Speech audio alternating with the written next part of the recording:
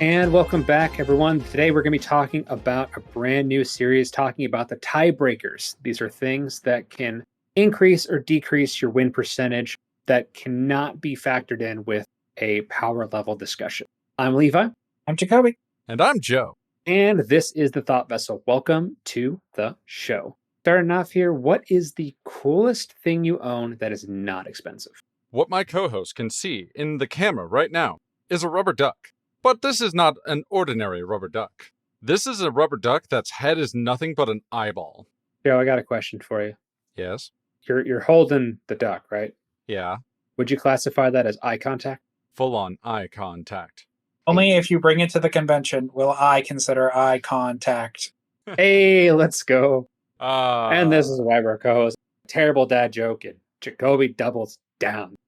yeah, but I got this from Spirit Halloween. It was for donating for charity, and it was just one of the extra things that they threw in on top, and it was like, okay, but I don't really want to sign. What else could you do? And we're like, we could give you one of these ducks. It's like, is that a duck with that just an eyeball? I love him. I call him Igor. That's a good one. If you watch many people get the stabs.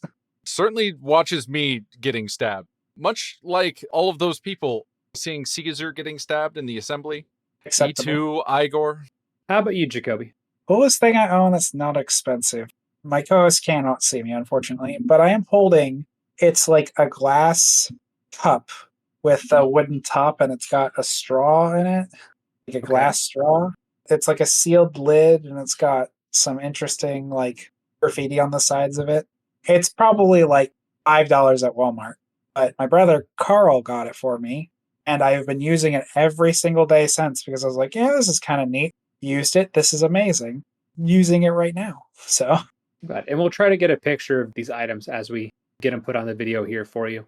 Mine is going to be, and I have a lot of different weird things, but I think mine is, it's a Harry Potter chess set from my childhood. When I was a kid, played a lot of chess. I collected a lot of very unique different styles of chess sets. One of which I got was the Harry Potter chess set from the first movie. Ron, Hermione, Harry play the game, sacrifice, big iconic scene. So I had a miniature version of that. It was all plastic. The bottom of the pieces were hollow. So when you'd move it, the knights would always fall over. They're very top heavy. When I was adult, I was like, I still want to keep this, but I worked with my dad to figure out a solution, which we took epoxy and BBs and filled up the bottom and then put like a little leather on the bottom of it to weigh them down. So I have this custom Harry Potter chess set of just this, really plastic. It's back from like the early 2000s. I've had them for 25 plus years at this point, but I've absolutely loved them. One of those that every time I think about it, I just think about my family and something that I'm never getting rid of that particular chess set. The reason I bring up these items is these are things that have a monetary value to the world, but we would have a different opinion of them. And we might overvalue versus what someone else might say. Like they might look at that duck and say, oh, that's worth 50 cents. It might be worth a lot more to you. It really depends. Bring it into the world of our tiebreakers here and power level. This is what we refer to as the reverse pub stomp. So let me paint a picture for you real quick. A reverse pub stomp is going to be when you show up to a game and you bring a deck that is not ready for what rest of the board is going to be able to do. You get blown out as a result, and then someone gets angry saying, hey, you pub stomped me when you're the one who was not able to bring the correct deck to the occasion. Oh man, have I done that to myself so many times. I do it quite often. It's part of my enjoyment, too, you could say. And there could be times in which you can intentionally bring a deck that's lower power to the table. I think that there are some times in which it's appropriate to do so, whether it's you're playing with new players and you kind of need to handicap yourself a little bit, but it's more of the intent of, I think this is a bracket 3, but it might be more of a bracket 2 or bracket 1. And since we're seeing an influx of newer players coming into the format, whether it's from Lord of the Rings, now we have Final Fantasy, or the various secret layers and things that have come out, like you had the Marvel, Deadpool. I'm sure Avatar will probably bring in some whenever that set comes out. So we're seeing newer players that are coming in. And when you only live in this little isolated area, like maybe there's only one local game store and the best deck in the store is going to be a updated precon, you might think that's the ceiling of the power. So if you have something that's operating at that level, you might think this is incredibly strong. I'm going to play this against a brand new group and I get blown out. you might think that they're being dismissive, but it might very well be the other way around. Even then, you have so many different people who find games just online, whether that be just through the random lobbies that you can see on Spell Table, or through the various discords, like the Professors, like Command Zone, EDH Play. Wherever you go, you can find just different people that you would be playing against. And while the bracket system was put in place to help us get that mentality of what questions to ask, what we need to look out for our decks, sometimes we can still accidentally overvalue or undervalue what we're doing. And I think with a lot of these things, if you're in the same play group and you're consistently playing with the same people over and over again, all of these issues go away. You just kind of learn a bit like, okay, this is one of Joe's stronger decks, so I need to be prepared for that. Or, oh, this is Joe's more sporadic decks. I probably need to be playing a little bit of lower power or whatever it might be. I think one of the main issues that we see is the deck at its core is missing something. So this could be a matter of I'm playing this at a bracket 4 because there's a combo in the deck, but I'm not running any tutors at all, and the odds of me actually getting this combo online is highly unlikely. So it's just not at a power level where the rest of the table is going to be playing a lot of tutors, some fast mana, trying to get to a combo by like turn 4 or 5, and just trying to go from there. If they're not disrupted at all, you may not be in a position to actually win, let alone contribute to the board.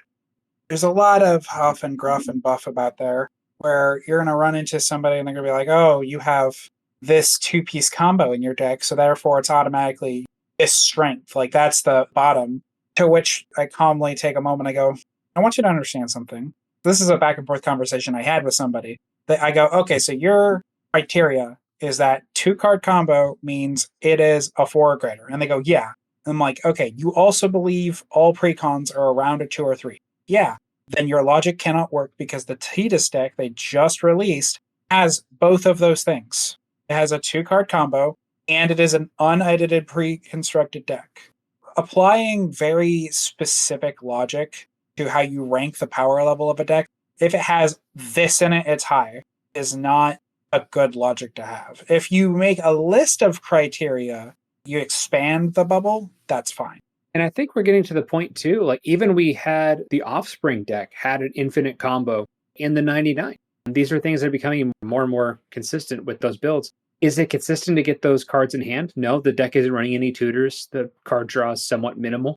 The odds of you actually pulling it off is very slim, but on those rare chances you do, it's going to be very exciting for that player that may have never seen a combo before or anything like that.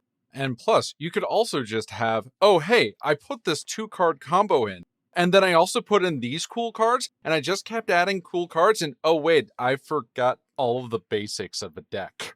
I forgot to draw cards. I think the big problem with that too is because we have this correlation of CDH decks running like a super duper low mana count as far as their lands are concerned. But their curve is also exponentially low, and they're trying to win almost as soon as possible, or at least get a risk study on the table turn 1 to get some card advantage going. If you're just running a low land count, just because you just see all the competitive decks are doing it without knowing why, you're going to get to the point that you're stuck on 2-3 lands and your commander costs 4 mana, and you really can't do anything while everyone else is progressing their board. And also, again, on the idea that, oh, a 2-card combo makes you automatically stronger. A lot of those 2-card combos that you see in lower power decks cost like a bajillion mana. Be like, oh, yeah, I got this 2-card combo. This deck is so strong. You're like, oh, what is it? Yeah, I have to hard cast Omniscience. Yeah. And then you stop them right there and go, excuse me? What were they doing? Playing Standard before they started playing Commander? That's the kind of thought process that is. Oh, yeah, I'm just going to play through my lines. I'm going to put this Omniscience in my graveyard, and then I'm going to do this, and then, oh, hey, in response, I'm just going to exile your graveyard with anything that I have. Because we've been playing EDH for so long, we know to target the graveyard. I think with that as well, not putting enough staples in the deck or having a lower land count, but even being deficient on ramp and card draw, where we see this a lot from people coming over from a 60-card format where they're just trying to play on curve. But you have to understand, instead of having one opponent with 20 life, it's now 3 opponents with a total of 120. And you can have allies and stuff in this game. You need to be able to play a lot more dynamic and play some splashier spells and things like that in order to keep up with the rest of the table. Because things are going to get removed, and you can't just sit there and one for one everybody. Because if I use Swords of Plowshares on one of my opponent's creatures, 2 players are down a card. The other 2 players, nothing happened to them. They're just excited that happened. By crippling one person, by targeting them with enough removal, be like, yeah, you're finally out of the game. You start to realize that you do this, and then the other 2 players are just going to stomp the snot out of you. It happens more often than you would think. Hey, thanks for dealing with the problem. Now eat this. Happens more than you think. And especially to me. Oh, thank you for killing Cloud Strife. I'm so happy the Voltron commander is not going to draw cards. I would like to cast 7 3-drops. Please take 16 from Y'shtola. These things absolutely will happen a lot in these types of games. Also, when you're playing Commander and you're building a deck, and it's especially this becomes more and more important at the higher power levels. If your deck's doing a thing, it needs to do that thing. The main objective, then I'm going to have 3 sub-themes going on, and I have a bunch of cards that they work well if I draw on the other card, but I'm not running any tutors to get that second card. So then I just have a pile of just a bunch of random things that could potentially connect together, but most of the time are just going to be like an awkward pairing of cards in my hand that I'm going to just try to cast randomly until someone takes me out. Oh, like an original precon. Like 2017 precons and stuff like that. Well, 2017's was all typo stuff, but 2018 and beyond. We are going like real early with like the 2011 one. I think it was 2011. Maybe it was 20. I thought 2013 was the first one. Just a stack of cards. Yeah. They were still trying to figure out the deck building and how that actually works. And so they just threw like 3 themes in and said, best of luck. I think when you look at the amount of resources that we have today versus back then, you can obviously see where the learning curve came from. When you look at chess historically, when we had different parts of the world who had different rules for the pieces, it was harder to actually build off of anything. But as soon as everything became standardized, you could start developing chess theory and record games and then go through like, okay, this was a good move for this person. This wasn't a good move. And we were able to kind of build and expand from that to the point that we've built computers that can play chess better than any human. They asked the best player in the world, Magnus Carlsen, can you beat the computer on your phone? And he said no. He's won world championships for 15 years, and he's not even 40 yet. Absolute prodigy, and they just can't keep up. When you're building a deck and you're not set up to have that primary focus, you could have cards that, when they come together, can do very explosive things. But if your deck cannot consistently do that, you're not going to be set up against decks that are designed to consistently do the thing. Like, I understand working theory right now is you want to base your power level on the best case scenario. I like to always say base your power level on like the above average case scenario. What's a solid game, but not like the craziest thing your deck can possibly do. Because there are many, many times in which, and this is the main reason why CDH players mulligan aggressively, they will keep a hand that seems like it will be okay. And then the game actually happens, and then you realize, I shouldn't have kept that hand at all. That's why you mulligan. You mulligan because sometimes, while it may seem good in theory, what you're playing against might be a hard counter to whatever you might be doing. And you might just set yourself back because you said, this should be fine. I have some lands, I have some spells. This should be absolutely great. And then, oh, hey, here's this blind obedience. Or in a previous example that Jacoby brought out of just full regret, here's this Vandal Blast into Vandal Blast. On top of that, you can sit here and love your mono green deck all you want. I'm here for you, I really am. And you could have that opening hand of the nuts. I've got 4 ramp spells. I could have 7 lands, my commander on turn 3. Things are looking up. And then someone plays the 1 stacks piece that you are not ready for. Oh yeah, you get to search the top 4 instead of your deck. And suddenly that hand feels way worse. Sometimes it's going to just happen, dog.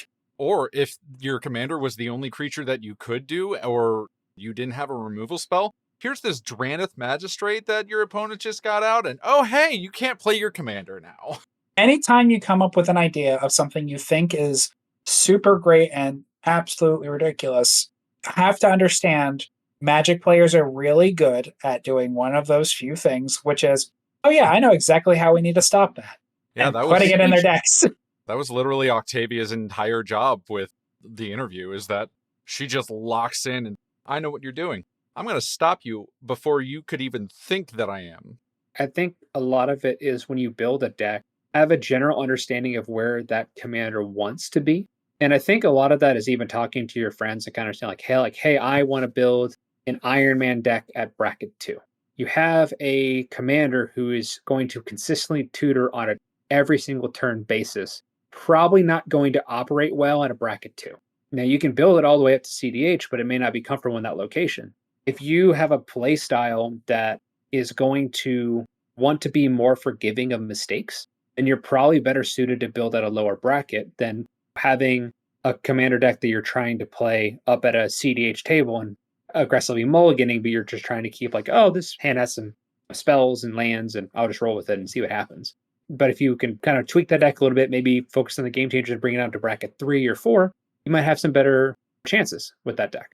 Though even then, sometimes if you focus on the synergy, you can even get up to those bracket 3s and 4s without even putting a single game changer or sometimes no infinite combos right into the deck and still hang with those tables.